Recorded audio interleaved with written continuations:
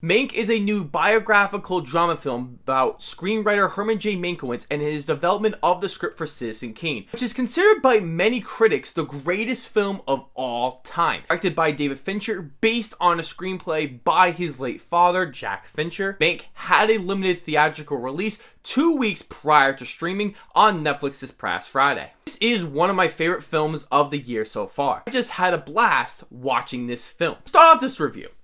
I know many people won't particularly love this film, and I 100% totally understand and get why this is. But I'm wondering how many people watched Citizen Kane before watching this film. The reason I say this is because this film has a creative and stylistic presentation and feel to the film in parallel to Citizen Kane. Both films are slow, filled with dialogue-heavy scenes, and not much exposition is given while watching the film, which in this film works to its benefit and flaw. This film has this old classic Hollywood feel that you don't particularly see in movies like these anymore. It is due to how fast-paced our world is, with everything always happening in the moment with so much more instant coverage. People who don't watch a lot of old classic Hollywood drama films, this film can feel like a major bore, and I will agree there are stretches there are.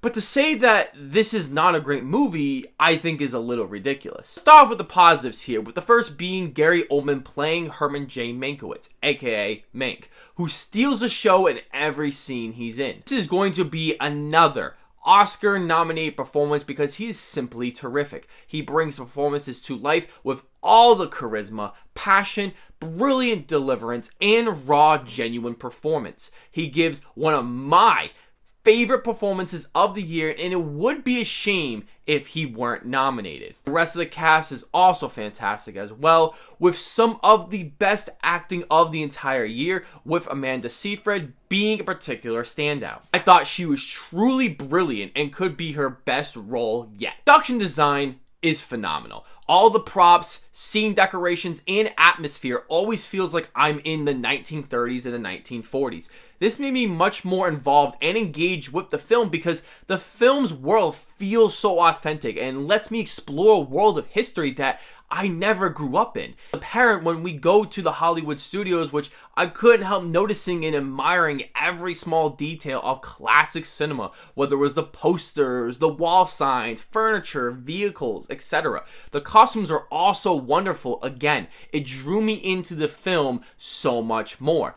I can see this and the production design being nominated for Academy Awards because it deserves them. Score is composed by Trent Reznor and Atticus Root, who have helped with scores of a few other David Fincher films in the past, and they are tremendously capturing that classic 30s Hollywood feel, as it is one of my favorite scores of the year. It made the long, drawn-out, dialogue-heavy scenes feel so much faster and enjoyable to watch. Cinematography is easily what is my personal favorite of the year. It has that same look and feel of Citizen Kane that is also shot in black and white. These white glimmering lights always apparent in many shots. It truly created this old classic film that I think was the best choice for this film. It gives this film its own stylistic and exquisite taste to that it can work for certain films in the modern era. Writing is also fantastic, with having one of the best scripts of the year. I found the dialogue to be witty, fun, sharp,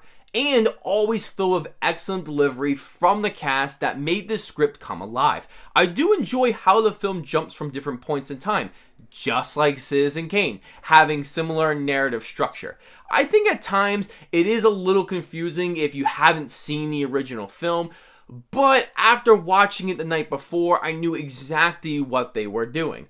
All the scenes feel tight and crisp, always feel like there's some point that needs to be made. Direction is wonderful, no surprise, because Fincher is one of the best directors working today, and being one of my most anticipated films of the year, he captures the film so brilliantly with a clear-cut direction of what he wants his shot composition to look like, as it was reported that many scenes took over 100 shots, which feels just like a Stanley Kubrick production. I truly hope he is nominated for Best Director because he made this biographical drama film an interesting, well-made, and fascinating movie. Film does have its negatives, with the first being that the film does throw you right into the story without too much explanation as to what's happening. I figured it out in the first 5 to 10 minutes because I do know the backstory of the original film that this is based on, but I can see how many people would feel utterly lost even longer than that, and this doesn't let you get into the film as many would like to be. Think about the 35-minute mark, I started to feel much more invested with our characters and getting a true sense of what I'm seeing in this film. The film does have too many flashbacks that seem very random and out of place if you haven't seen the original film. You don't need to watch Citizen Kane to understand the film, but there are certain scenes I could see people being very confused as to what this film is talking about or referring to. There are many scenes that are clear inspirations from that film that aren't being said aloud to the audience, but there are there if you pay close attention to them. The last negative is that I didn't feel very invested into the whole story. It is a well-made film that is very entertaining and has that old classic Hollywood cinema that I feel like all of us cinephiles could appreciate, but never got truly invested to any of the characters, and I felt like I was just watching history, which is okay, but I wanted more than that. The final 40 minutes are the best of the whole film, as this movie does get better as it goes along, which boosts its score quite a bit. Overall, this film is not for everybody, but I have to say this is an exceptionally well-made film that has all the key ingredients to be a fascinating look into the behind the scenes of a struggling alcoholic writer in the 1930s with a perfect technical qualities, a wonderful script, and fantastic acting that is something to deeply appreciate. I'm going to give this film an 8 out of 10. Let me know, have you seen Mank? Where does it rank in your David Fincher film rankings? And if you have seen the film, what did you think about it? I want to know all those things down below in the comments section. As always, I will see you all in the next video.